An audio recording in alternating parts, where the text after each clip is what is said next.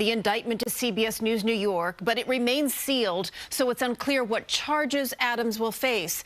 It does make him the first sitting mayor in New York City history to be indicted. Tonight we have live pictures outside City Hall there on the left and Gracie Mansion on the right. Relatively quiet at the moment, but a different scene expected in the coming days in both venues when the mayor will have to enter a plea to the charges. We have team coverage here for you tonight at 11. Political reporter Marsha Kramer has been working the story all night.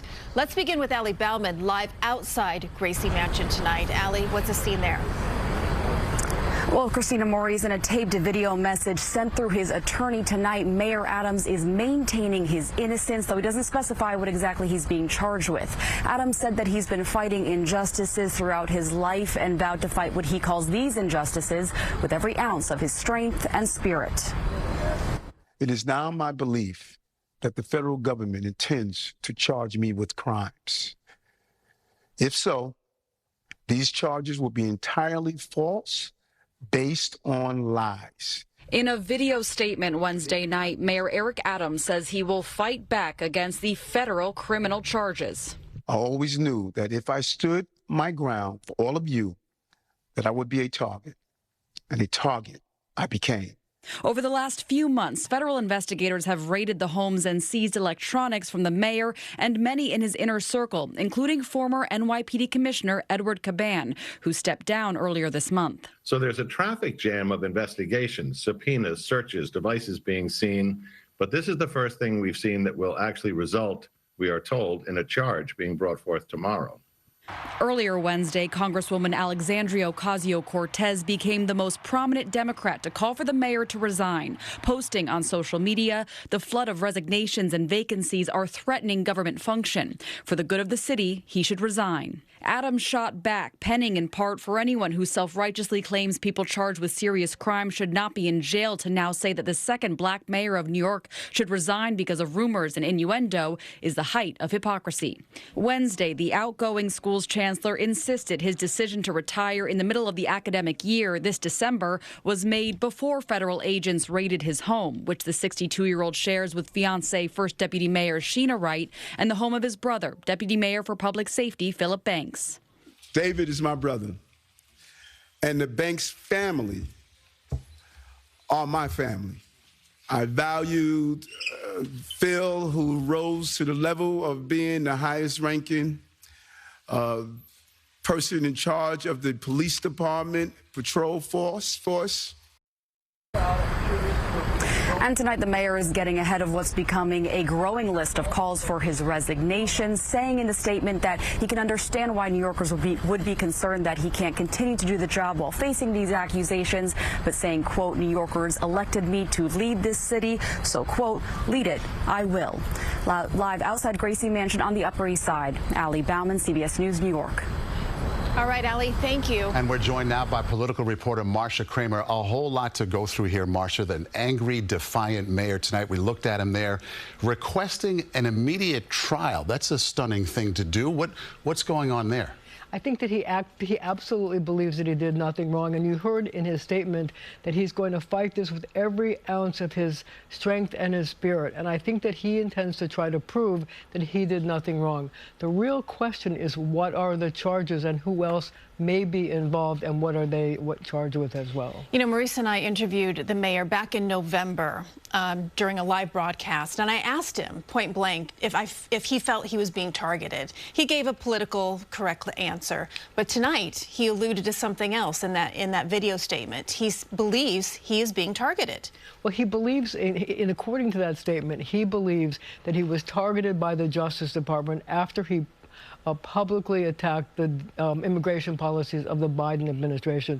And I think that you can understand that some New Yorkers may believe that what he says is true because he did take a very strident stance against the president's immigration policies at a time when the president was running for re-election and really cared about that. And it was sort of interesting that the raid that was done on the home of his chief fundraiser, Breonna Suggs, was on the very morning that he was in Washington at the White House for a conference on immigration, and he had to turn around and come back. There's a nexus there. He really feels he can beat this. Does that appear to be a real thing? I mean, like you said, an everyday person may look at this and say, look, he feels he fought immigration policies and now he's being persecuted. He really feels he has a case. Well, here's the thing. Public corruption charges and cases are very difficult to prove. And even in cases where there's been convictions, like Joe Percoco, who was a top aide to Governor Cuomo, they are overturned. So he does feel he has a chance. And remember, if he fights it and he gets an immediate trial, I mean, I don't know how immediate it can be. Federal government takes a long time. But if he does, he might be able to even beat it, and he could conceivably run for re-election. Hard to believe, but he could. You've been covering politics in this city for a long time. A long time. Just a minute. A minute or two, Marcia. Historically speaking, have you ever seen anything like this happen so quickly? I mean, the former commissioner resigns 2 days after the acting commissioner is in office. His home is also raided. So many dominoes falling so quickly. Well, remember that this probe actually began last November, so it's 10 months. So it's not as if it was just a minute. It just seems like it's very big because all of a sudden a whole bunch of things happened. They served more subpoenas this summer. They then sought subpoenas from some of his top aides. What it says is that they have developed information as they started to branch out from this probe, and that's caused them to seek more information. And that's why they were seeking the phones and documents from people going forward. Widening the net. All right. The politics, so much going on here. What does your gut tell you? What's going to happen next? Well, I think that's what's going to happen is two things. Number one, there's going to be an avalanche of calls for him to resign. There are tonight. And then you have to see whether he agrees. But then there's another thing that has to happen. The governor of the state of New York does have the ability to remove him from office. It remains to be seen whether she does or whether she lets him have his day in court. But there's going to be pressure on her as well to remove him from office. We have to wait to see what happens. Because remember this, he needs to fill out the rest of his government. A lot of people have resigned. How is he going to get people to take these jobs if he's under a cloud? And how does the city continue to run under this kind of situation? Well, right? He has an argument to that. He says, I've been investigated since November. Crime is down, jobs are up, tourism is up. I got a record. That's his answer. Yeah. Okay, we'll go with that for now. To be continued for sure. Marcia, thank you. Marcia, thank you for that insight. Let's continue our coverage now with Hofstra University law professor James Sample. Professor, we don't know what these charges are just yet. The indictment remains sealed. But do you think that they must be pretty serious if you're going to charge a sitting mayor of New York City? Christine, I do think that that is likely the case, and I think that what we know about the Southern District of New York and federal prosecutors in general is that they are not likely to bring a case against a prominent figure unless they really feel that they've got the entire thing buttoned up very tightly. We don't know. They're essentially, part of the complexity here is that there are 4 separate investigations.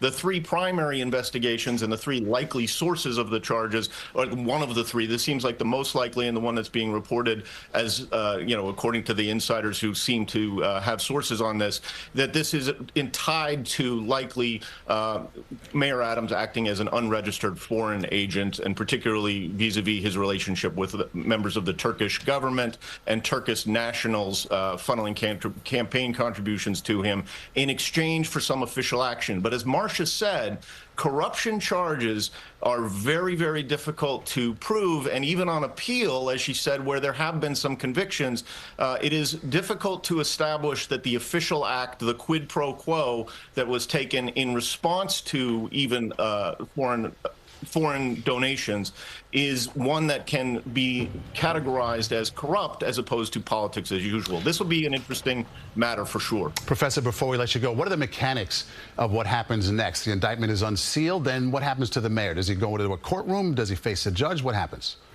The indictment is likely to be unsealed tomorrow. It appears that Mayor Adams will probably negotiate a surrender. That may be tomorrow. It may be early next week. If he's ultimately in a position where he has to resign, then Jumaane Williams, the public advocate, would take over, and Williams would have to call for a special election, which would be 80 days within the 80 days after Williams called for it. And then there's another election that's already scheduled for next year. That would take place as well. Correct. Okay, exactly how many mayors we would have at the same time, it's almost unclear. One step at a time. Exactly. One step at a time. Professor, thank you so much. We appreciate it tonight. Thank you, Professor. And do stay with CBS News New York as we continue to cover this historic indictment. Our morning team will be on top of any developments overnight, and our live team coverage starts tomorrow at 4:30 a.m. In just a moment here.